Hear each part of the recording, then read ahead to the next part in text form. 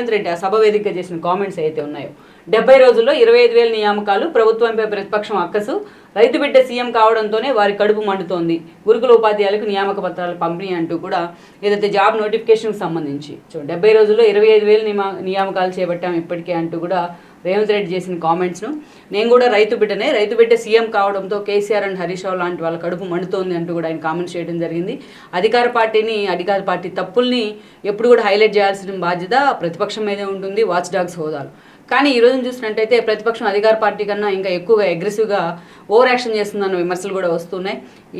దాదాపు 70 రోజుల పాటు ఇంటికే పరిమితమైన కేసీఆర్ ఈరోజు కాళేశ్వరం మేడిగడ్డకి సంబంధించి నల్గొండ వేదికగా ఆయన చేసిన కామెంట్స్ కానీ, ఒక ముఖ్యమంత్రి స్థాయిని వ్యక్తిని ఉద్దేశించి ఆయన చేసిన కామెంట్స్ కానీ, గతంలో మనం చూసినట్లయితే కేటీఆర్ బిడ్డ మీద విమర్శలు చేసినప్పుడు రేవంత్ రెడ్డి చాలా ఎమోషనల్ అయ్యారు. కేటీఆర్ సోషల్ మీడియా వేదికగా టీఆర్ఎస్ శ్రేణులంతా కూడా ఆ రోజు రేవంత్ రెడ్డిని టార్గెట్ చేస్తూ మాట్లాడే తర్వాత దానికి రిగ్రెట్ కూడా అవుతూ రేవంత్ రెడ్డి మాట్లాడిన సందర్భం ఉంది.